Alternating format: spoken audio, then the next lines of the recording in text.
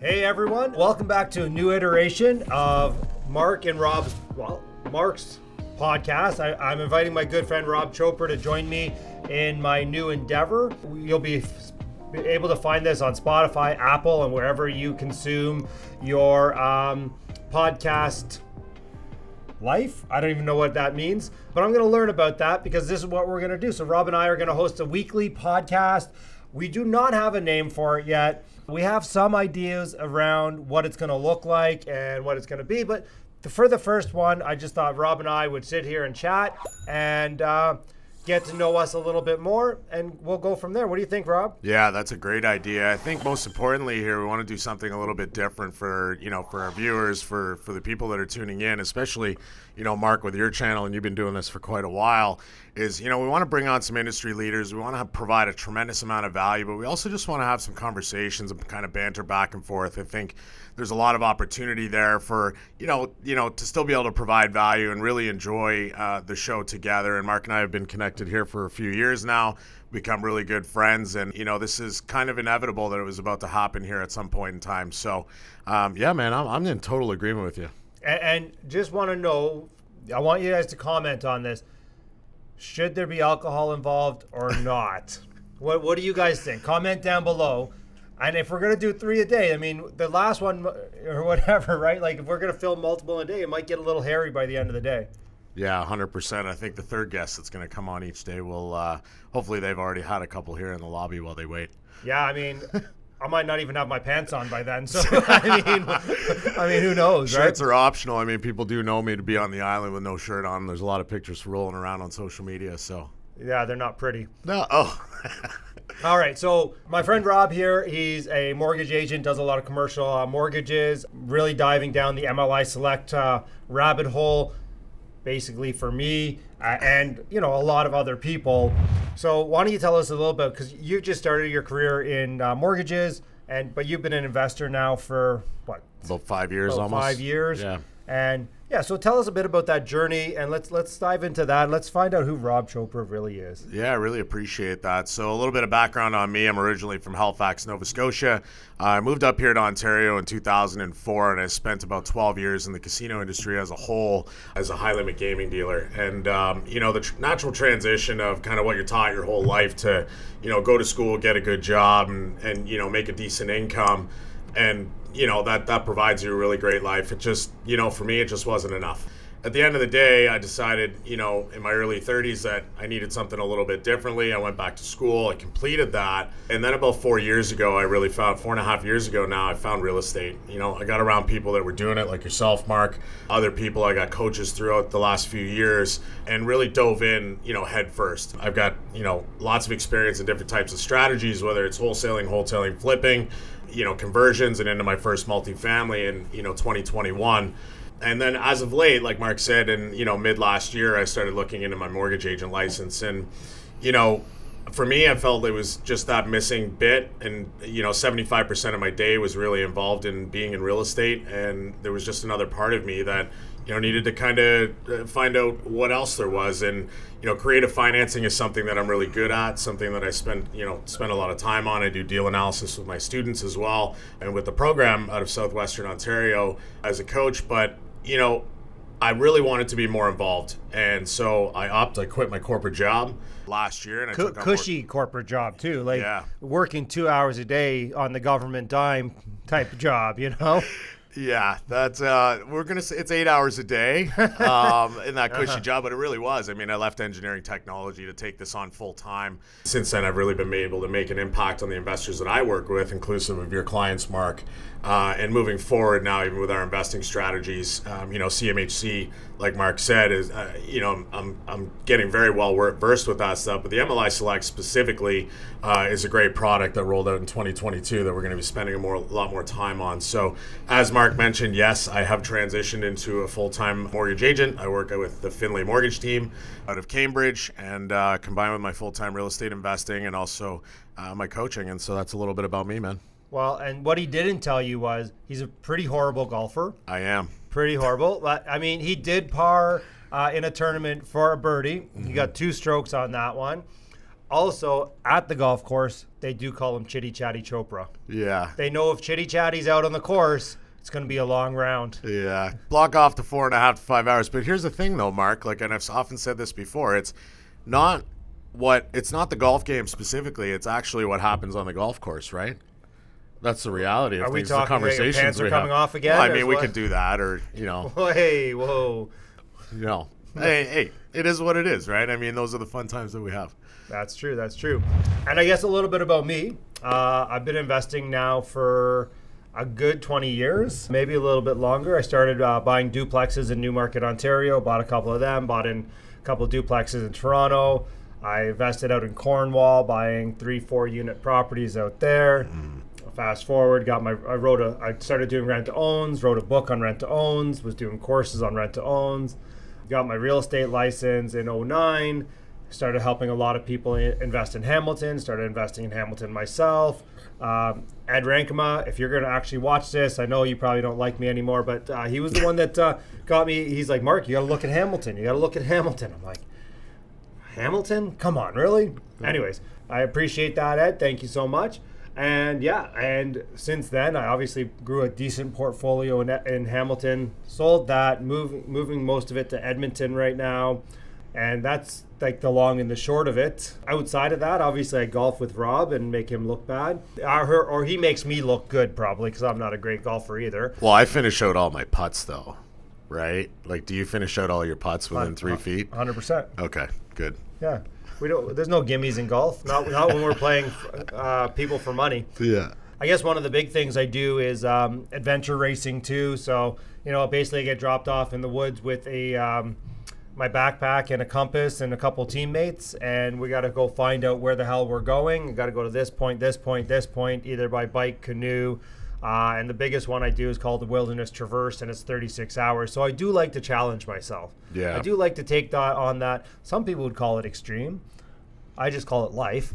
But yeah, I do like to find that next challenge too. I do like to push myself. So yeah, if you guys are watching this or listening, I want you guys to reach out if you got something that we should do. Yeah, I agree. Yeah, like what you think that's something that would be cool? I'm in. Let's do that. Yeah, I one thing I love about that is, Mark, is over the last 20 years, you've been through so many challenges in your real estate journey. You've been challenging yourself in so many different ways. And now when you mix in your health and your wellness and things like that, like there's not really much that I know about you that you haven't tried, or you haven't, put your foot forward and try to do the best that you possibly could at it. I don't know if I could do 150K or how many ever K that you said overnight and all of that stuff. 150K in 36 hours. Yeah. Yeah. Well, I mean, I think I told this story at the event this weekend that I was speaking at Corey McKinnon's, and I was in the back of the canoe, which, if you know canoeing, that's the person who steers the boat, really. And it was, 8 o'clock in the morning. Lake was perfectly flat. Sun was rising. Beautiful scene, beautiful scene. Of course, I'd been up for 27, 28 hours, and I fell asleep in the back of the canoe. So we started going sideways, and everyone turns around and is like, what's going on? Mark, wake up. I'm like, oh. I guess that's a metaphor for life. Are you sleeping through life and going sideways? Maybe. Yeah. Well, I guess some people are just sleepwalking through life, right? Like, what are you doing to challenge yourself? What are you doing to grow? Like, are you just in the same rut, doing the same thing, going to the same job? Are you, and everybody says this, what's your goal, right? And that's fine. Have your goal, have whatever you're looking for. I don't know. Like, I'm always about what's going on in the moment and what can I do to challenge myself.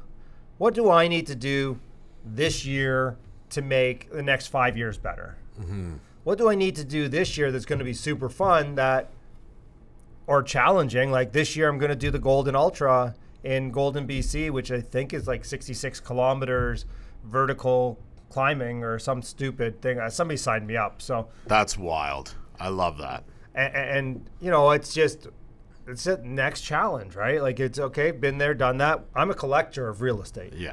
At this point, I'm just a collector. I'm like, okay, we'll add another building, we'll do whatever. But, sometimes you got to slow that down too and say, oh, maybe it's not collecting this year. It's like organizing.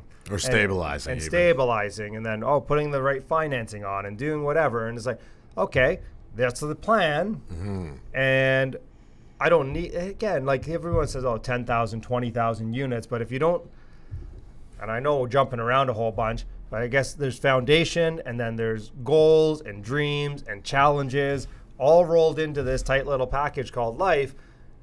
And again, some people are just sleepwalking through it. So if you're finding this podcast and maybe you don't own investment properties, maybe your goal is to own investment properties, or, to run a half marathon or a 10K, whatever that is, I think that's what this podcast is going to be for people, right?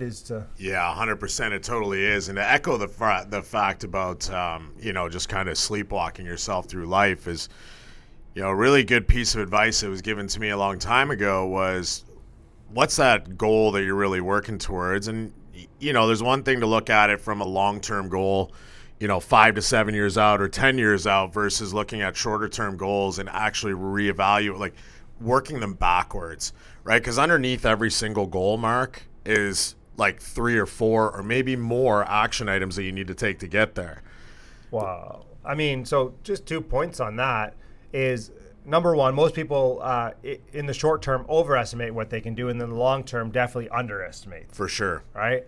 I use something called a 4-1-1, where I have a 1 year goal, and then I break that down monthly. Okay, what do I need to do this month to make sure I hit my 1 year goal?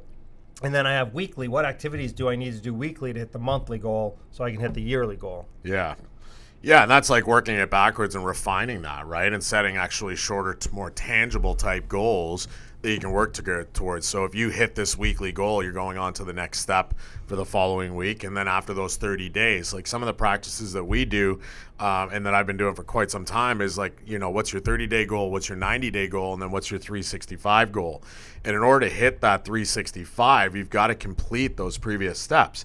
And the whole point of all of this is being able to knock off those 30 days and then replacing it with something else for the following 30 days. Same thing with that 90, right? We've got multiple 90s in that 365, really understanding. And where that really comes from is from clarity and actually focusing on it. How bad do you really want it, right? Like, you talk about challenging yourself. Like, there's days that I actually look back and remember when I was taking naps in the afternoon. Sure, it was in the corporate world, Mark, right? Sure, it was in the corporate world. Sure, it was in your truck. I'm not going to mention the company. Yeah, exactly. But. Yeah, let's not go there.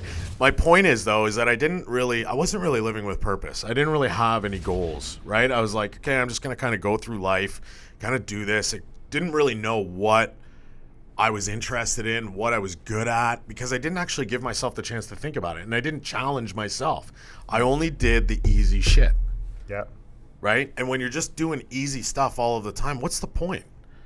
Right now, I'm not saying that it's not okay to do that, right? There's people that don't want to do this. Chances are, if you're listening to this podcast and watching this on YouTube, wherever it is, whatever platform you're utilizing, there's obviously a reason why you're doing it. And it's probably to learn from guys like Mark, guys like myself, of how we've challenged ourselves, how we've gotten up to the next step.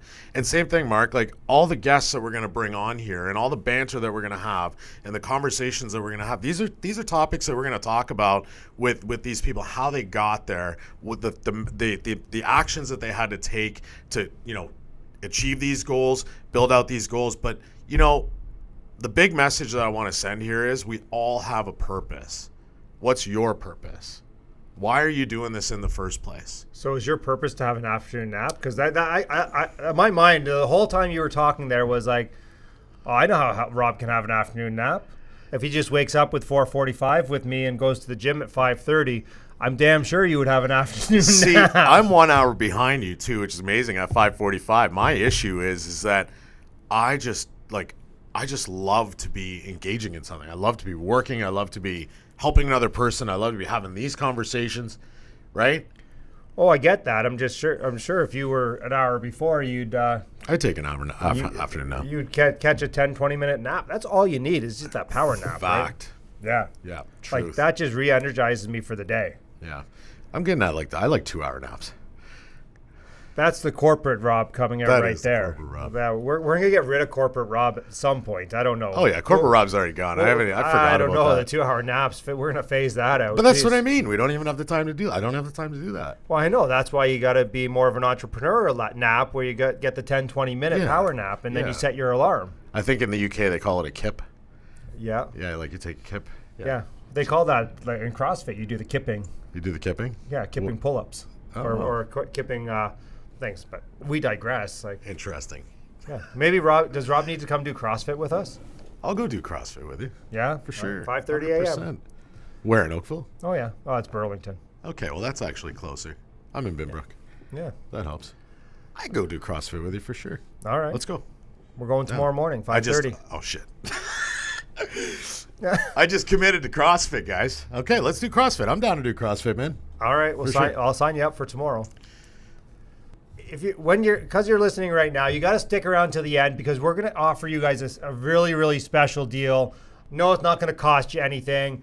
It's just going to take some of your brain power. But you guys want to stick around and listen to all the way to the end of this podcast, or I guess because it's technology, you can just skip to the end and find the deal out. But I mean, you guys wouldn't want to do that. You're going to miss all the gold. Okay, so the gold. Let's talk about gold. So where are you going in the future, Rob? Yeah, that's a great question. I mean, for me, like now I've started to really focus on the lifestyle aspect of things and being able to spend more time with my family and with my wife, Jen, and just being around the people that I really care about. However, in order to do that, I'm still not at that journey. Like, still have a long journey to go, even within my real estate portfolio and also with building out my businesses. One of the things that I've found, like by obtaining that clarity and focus, was just really diving in on those income streams that I'm creating for myself. So currently, I'm working on, I don't know, probably close in like to 6 to 8 range, 6 for sure that I could name off right now. But it's just really diving in and focusing on those and creating that journey to wealth creation that's going to allow me to get that time back.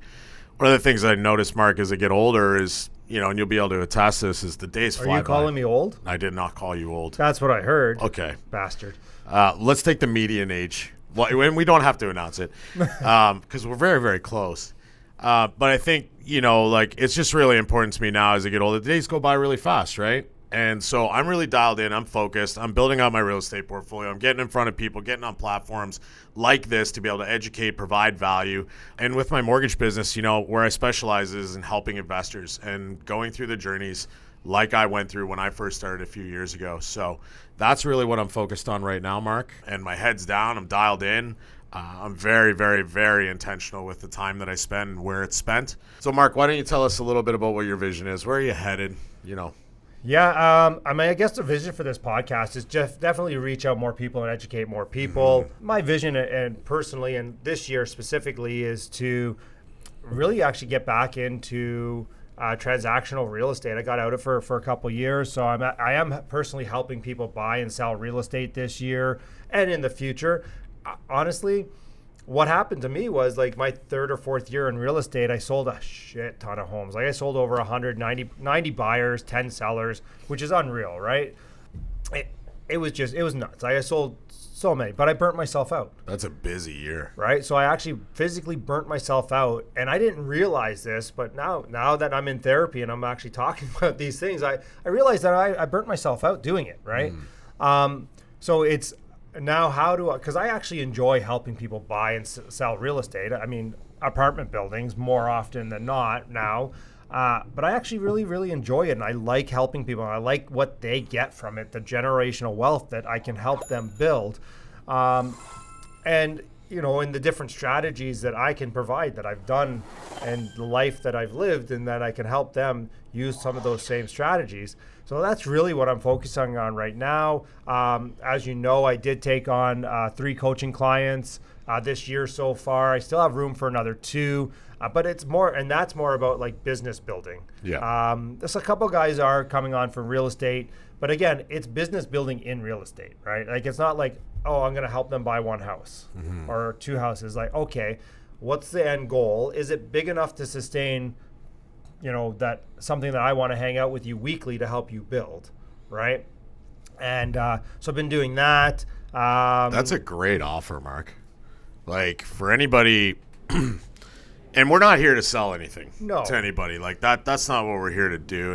And Well, I mean, like for example, I probably had 20 people reach out to me. yeah, this like where I was going with that, Mark, is like once I got into your network and I was able to, you call it leverage, because that's really what it is, leverage that mindset and the way of thinking of actual successful entrepreneurs that are doing big shit.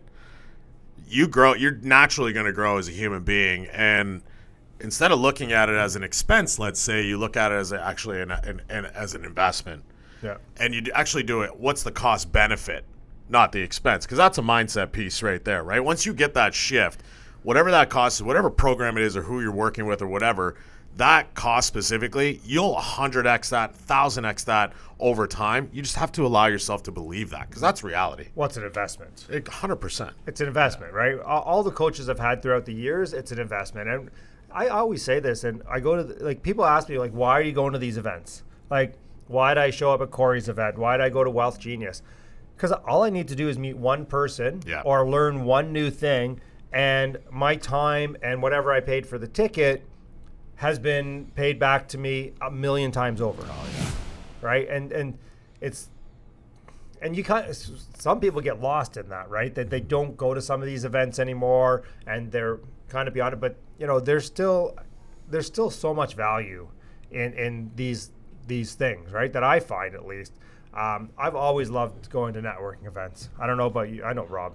I love networking events. Chitty Chatty Chopra, of course. I've had to obviously scale them back in terms of, obviously, it's just time, right? Like you, Mark. Like my investors in the financing side of things, I'm spending so much time with, and I want to do that, right? It's to educate that next person, to help them understand a lot of solutions, right? There's a lot of opportunities out there. I totally cut you off. You did cut me off. I did cut you off, but 100%. like it really stuck out to me though, Mark, because you do help a lot of people and you do impact a lot of people. The fact that you decided to take on a coaching client side of things is just another thing that it added to your plate. Plus this podcast, we're adding this to the plate. But the reality is it comes back to what that equates to, and that's actually just the value add. Yeah. Right? So that's why I cut you off there, Mark. I appreciate that. Yeah, it's fine. Of course. Yeah, man. Don't do it again. Yeah, I appreciate you. And yeah, so I guess I've done that. This year specifically is to take that. I mean, we bought a shit ton of properties in Edmonton last year, and it's really to get those organized and on the right track. Probably not going to add anything in Edmonton this year. I actually said that at the event, and people started laughing at me.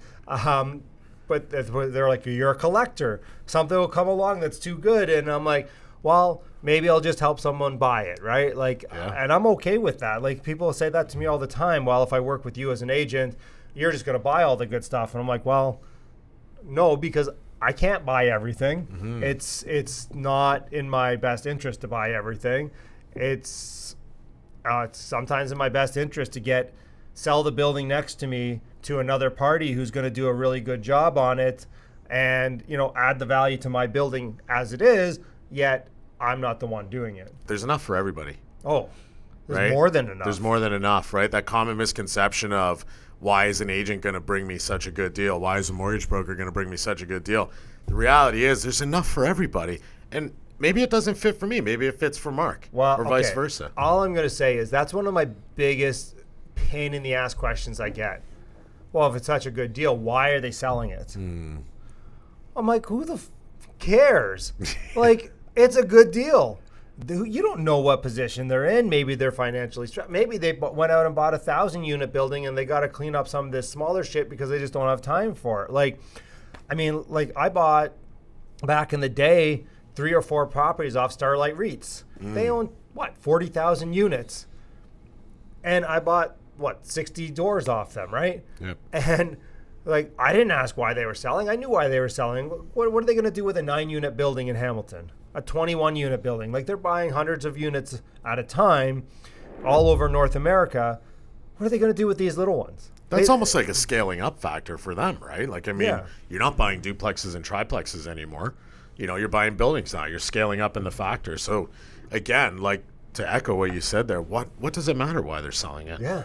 Right? Maybe it's just a tired landlord. I mean, they were selling it because they weren't nimble enough to manage that small a unit, right? Their overhead cost to manage it meant they would lose money. Mm-hmm. Whereas myself, I could go in and be a lot more nimble. I didn't have their overhead. I didn't have their that big structure behind it. So I could go in and make a crap ton of money. Yeah. But who knows, right? Like, you never know what's going on behind the door, the scene. Don't worry about it. If you think that's a good deal, maybe you're thinking of a strategy they're not thinking of. Yeah. Maybe you're like, you're going to do something they wouldn't do. Therefore, it's a good deal to you. Maybe it's not a good deal to them because, when I went to Edmonton and I started buying, definitely it was like Hamilton in 2010. There was a lot of crap. Nobody would do great renos because they're like, oh, you're just going to get bad tenants. And then I went ahead and did over-the-top renos, and we got great tenants, and now people are like, oh, maybe we have to start improving that, right? And that was all the local Edmonton guys told me that I was going to get screwed. And then I got refinanced at like $190 a building on one of them, and they're like, huh? Like $190 a building I got on refinance as an appraisal. And they're like, huh, okay. Wild. Yeah. It boggles my mind. And look, I used to be one of those people. Like when I first started, and it's okay. It's normal human behavior if you really want to think about it. Like, because what? You don't know what you don't know. Yep. Right? And this comes back to even the importance of the people that you're surrounding yourself with and the team that you're surrounding yourself with. If you trust your team and you have a solid relationship with them, that hence leads to that trust. They're going to be looking out for your best interest. So, Mark, outside of real estate, I know you're involved in a whole bunch of other types of businesses, right? I mean, some of the things that have, just happened coincidentally, or you've actually gotten involved in those types of businesses. Why don't you tell our listeners and the viewers, some of the businesses or some of the strategies that you're utilizing to continue to build your wealth? Yeah. So, I guess basically what it comes down to is because I'm involved in 4 different restaurants right now, 2 called Caro in Hamilton, 1 on James Street, 1 on Ottawa and Main, Victoria Steak and Seafood in Hamilton, and then Speakeasy, My Father Was Famous, which we do have our investor night, which comes out which is on February 27th. You definitely should come. It is limited to 50 or 60 people. So if you don't register, you're not going to get in. There is a password.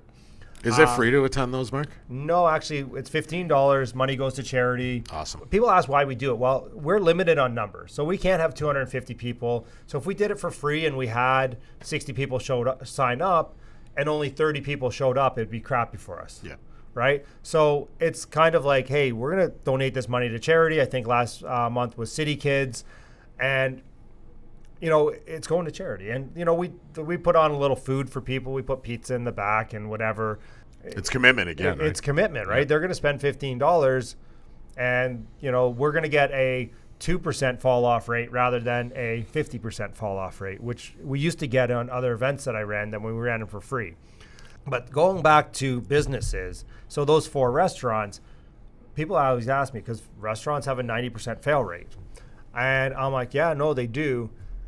And they're like, well, why'd you get into restaurants? I was like, well, it wasn't ever the plan. I got into restaurants because I found an operator who was good at it, who is the operating partner. So it's just like if you want to be a joint venture partner in real estate, is what are you good at? Well, I brought capital to the partnership. I also brought obviously some business knowledge, corporate structuring, that type of thing.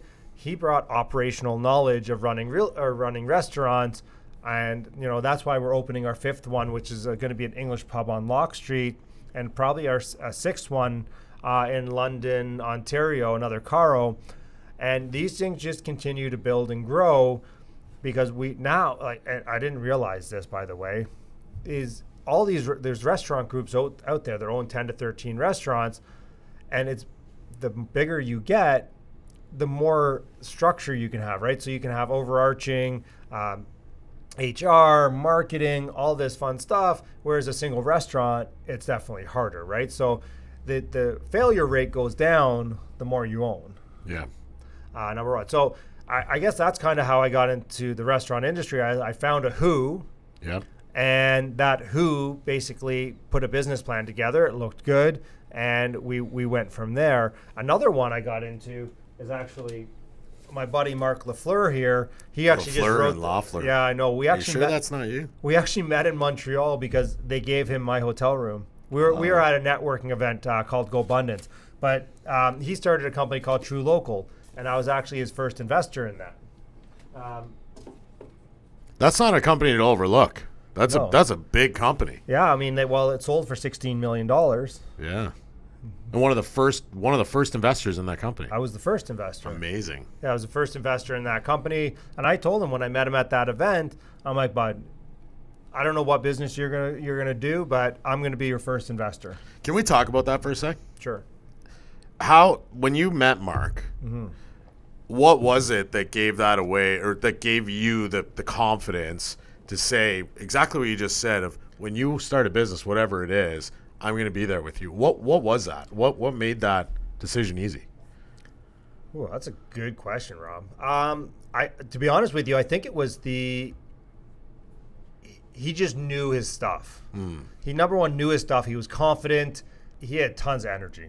He still has tons of energy. I think we'd have him on the show, but I think we'd all have to have an afternoon nap after that. Like he's definitely a talker, right? So he just tons of energy. I'm like, bud, you're going to be successful. Because I know, I just, you see it. He's just willing to do whatever it took to become successful, right? He was willing to do whatever it took to make his business successful.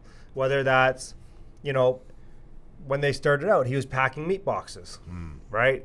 At one point he was like, okay, I'm the marketing guy now. I got to figure out the marketing. This needs to happen. Okay, I'm now the CEO. Okay, I'm the packaging guy. I'm this, I'm that. And who do I need to go surround myself with? And that's what he's really good at, is who do I need to go surround myself with to make this work? There was, back in the day, they used to ship out in styrofoam boxes, right? With dry ice and whatever. And because it's a higher end, grass-fed meats and stuff like that, a lot of people said they wouldn't order because they were getting styrofoam boxes, right? And non-recyclable, whatever, which is fair. And he went out and sourced basically how he could do the same thing without using styrofoam. Yeah. Right? And it's like, not many people would do that, right? So now that captured, and I think it's better too, because now I don't end up with styrofoam all over my house, even though I miss having some of those coolers sometimes. Yeah, they are kind of cool, man. After they break, now I got to go buy one, whatever. But, honestly, it was just, I don't know. You meet people and you get a gut read, right? Yeah. You meet people and you're like, oh, they're gonna do good. They're gonna do big things, right? Yeah. Or they're gonna do, they're gonna do whatever. And it's not always the extroverts like Mark. Sometimes you just talk to someone and it's like, holy shit, did they really just say that? And you're like, that resonates with me. And then you reconnect with them, right? Yeah. And it sounds a lot like the who not how strategy, right? Even though Mark was doing packaging, or he was doing shipping, or whatever, he's figuring out his boxes, the reality was he was wearing multiple hats and he was seeing the gaps. Yeah. Right. And then he filled those with the who's, right? Yeah. Because in any business, Mark, and attest to this, I'd love to hear your responses. Do you need to know how to do everything? I don't think so. Yeah. I mean, here's the thing. There's basic things that everyone can do. Should you be doing them? Probably not, but Yeah, and I think that's a really big point, right? That comes back to vision. That comes back to purpose, right? If you want to build out that business like Mark Loeffler did. I'm totally kidding there. If you want to build out that business like Mark Loeffler did, the reality is you just got to find, the people that are going to help you, that are going to build that together, and just move forward with that and with those people. Yeah, for sure. Yeah, and I think it comes back to trust too, right? You had a lot of trust in Mark. He was in the same room as you. Well, so right? Here's the thing. People come to me with business ideas all the time, and my number one thing I say to people is, great, show me a business plan. Same thing with the restaurants. I was like, okay, show me a business plan. Show me your business plan for this restaurant in my building and why we should invest with you, or why should we invest in the business and you. And I'd say within 48 hours, both times, so the restaurants, they came back within 48 hours. Here's the business plan based on this many seats, this and boom, boom, boom, boom, boom. And like this average cost per sale. And he knew what he was talking about. He knew it. Like he knew it cold. And I'm like, I mean, we needed a new spot in that place anyways. And there was nothing else around. I was like, and the fact that I think there's 100,000 cars that go by there every day. Oh yeah. Like it was going to succeed, right? But he knew what he was doing. He knew operations. He knew that type of stuff. He knew front. I mean, crap, during COVID, he was a pizza chef for us at one point, right? When we didn't have anybody else. And, you know, I just like, okay, business plan, successful. But I get so many people and they're like, they just never show up again. Yeah. Or their business plan is like 2 lines, right? And with True Local, it's funny. He's like, I said, I'll be your first investor. And he goes, okay, I got to go prove concept first. So he's like, I'm going to bootstrap it until we have sales and we have this and we have that. And, you know, they got, I forget what their number was in sales that they got before they actually said, okay, we're ready to take on some investors. Right? And I was like, I appreciate that as well, right? So that actually made me invest a little bit more up front than I would have probably in general. That's doing all of his background work. Yeah. Right, where he's actually out there researching, and before actually pitching the deal, he pitched the idea. Yeah. And then he went and did the work to make his investors understand what exactly he was trying to accomplish. Yeah. Which in turn, what, Mark? It mitigates your risk as an investor. And then you actually see somebody that has the drive and the willing and the purpose to actually follow through with that vision. And again, which also mitigates your risk. Yep. And, well, I think everybody knows what True Local is now. Well, I don't know. I mean, if they didn't know it from here, they knew it from Dragon's Den, right? Yeah. It was on Dragon's Den. And, you know, that's one of the things, right? When they're on Dragon's Den, you're like, I guess I was the dragon, but like he's like, oh, I have sales, I have this, we're growing. It's like he makes it easy, right? Track record. Yeah. Let's talk about the giveaway, Rob. Oh yes. So what we need to do is we need to name this podcast. Yeah. So I mean, be creative. Mm-hmm. Let us know what you guys are thinking. Name this podcast for us. I really want our viewers and our listeners to name this podcast. I think so too. Right? Like we fired around a couple of things back and forth, but I think it's really important to both Mark and I, as much out there in the community as we are, that we get some feedback from you guys. And I think you should tell them about what the giveaway is. All right. So whoever picks the successful name of the podcast, which we'll narrow it down to a top 5 and then maybe vote on it on Instagram or something like that. So if you're not following us, definitely hit us up, Living the Dream 40. Rob.Chopra on Instagram. Right? So make sure you follow us. Go over to my YouTube channel, the Mark Loeffler Experience, and comment on this video. If you are on the YouTube channel, just comment down below, and then we'll do an Instagram vote on it, and we'll decide from there. But again, the winner is going to get a 1-hour strategic coaching session with Rob and I. But you're going to go over to the Mark Loeffler Experience and you're going to comment on the video.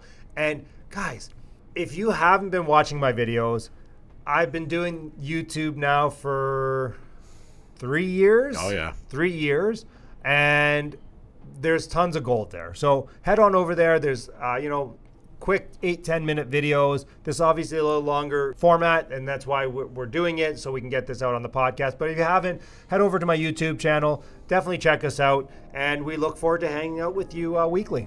Yeah, this is going to be a lot of fun, man. It's going to be a lot of fun. We're going to have some great people on this show, and, even episodes that you and I do together. And here's another thing that I'll mention, too. If there's anything that you guys want to hear about, guests that you want to hear on the show, any topics you want us to cover, because again, yeah, we're real estate investors. We're involved in real estate, but we're also business owners, and I just signed up for CrossFit. So, I mean, if there's anything you guys want to hear, send us a DM, right? Like head over to Instagram and do that. Yep. Let us know. Feel free to reach out. We're always approachable. Right, 100%. Thanks, everyone. Catch you next week. Thank you, everyone.